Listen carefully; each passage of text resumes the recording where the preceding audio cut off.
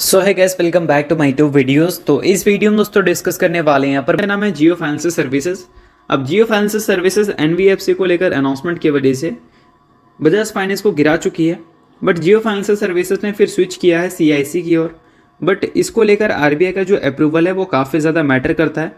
वो अप्रूवल मिल जाता है तो वेल एंड गुड, अगर नहीं मिलता है तो फिर यहाँ पर बजाज फाइनेंस की तरह आपको जियो फाइनेंशियल सर्विसेज में भी एक मंदी देखने को मिलेगी, क्योंकि आप सभी को पता है कि बैंक्स और एनबीएफसी को चलाना काफ़ी कॉम्प्लिकेटेड होता है, क्योंकि आरबीआई का सख्त नियम रहता है और उस नियम के अकॉर्डिंग आपको काम करना है, और वो चीज़ नहीं कर पाओगे तो कंपनी के शेयर में कभी भी अच्छा रिस्पांस उससे नहीं पड़ेगा, और इनफैक्ट बिजनेस में भी नहीं पड़ेगा। बट अभी बात करते हैं एनबीएफसी की ही बात, ठीक है। तो इसको लेकर कंपनी ने रिसेंटली एक अनाउंसमेंट किया था कि कंपनी एक वेंचर्स को लॉन्च कर रही है, और ये वेंचर का काम रहेगा कंपनी का जो लैंडिंग बिजनेस है उसको संभालने का। और लैंडिंग बिजनेस को लेकर कंपनी से रिलेटेड एक नेगेटिव न्यूज़ हमने सुना था, और वो नेगेटिव न्यूज़ ये था कि जियो नहीं, गूगल पे फिलहाल यहाँ पर एंट्री कर चुकी है लोन बिजनेस में। और ये जो लोन बिजनेस है इसमें काफ़ी सारी कंपनी ऑलरेडी एग्जिस्ट करती है, जिसमें बजाज फाइनेंस है, एचडीएफसी बैंक है, और यहाँ पर जियो फाइनेंशियल सर्विसेज है।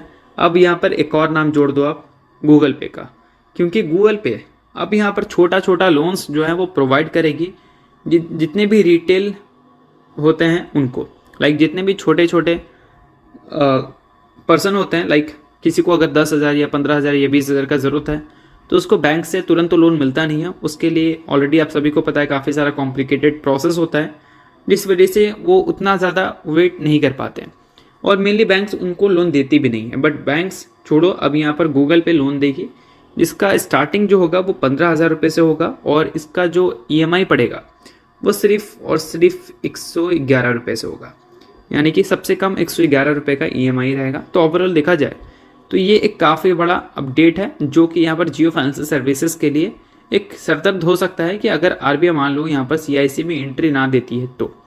बट इसके अलावा एक और सरदर्द है कि फ़ोनपे अब यहाँ पर प्लान कर रही है कि वो भी लोन सर्विसेज में एंट्री करेगी, और ये जो प्लानिंग है ये बहुत लॉन्ग टर्म के लिए प्लानिंग नहीं है, ये प्लानिंग है जनवरी तक का, यानी कि जनवरी में फ़ोनपे का भी अब एंट्री आपको सुनने को मिलेगा लोन सर्विसेज वाले बिजनेस में। और ये एक काफ़ी बड़ा अपडेट है अगर आप यहाँ पर किसी भी एनबीएफसी कंपनी को होल्ड कर रहे हैं जो भी यहाँ पर कंज्यूमर लोन प्रोवाइड करती है, ठीक है। अब देखो, जो भी कंज्यूमर लोन प्रोवाइड करती है मुझे उनसे कोई प्रॉब्लम नहीं है, क्योंकि अगर एक सेक्टर की बात करें और वो सेक्टर अगर लोन वाला हो तो उसमें अपॉर्चुनिटी बहुत हाई है। बजाज फाइनेंस की तरफ से कमेंट्री सुना था हमने, एचडीएफसी बैंक की तरफ से एक कमेंट्री सुना था कि अगर 10 बजाज फाइनेंस और 10 एचडीएफसी बैंक अगर होगी तब पूरे लोन का जो मार्केट है उसको वो पूरा ग्रैब कर सकती है।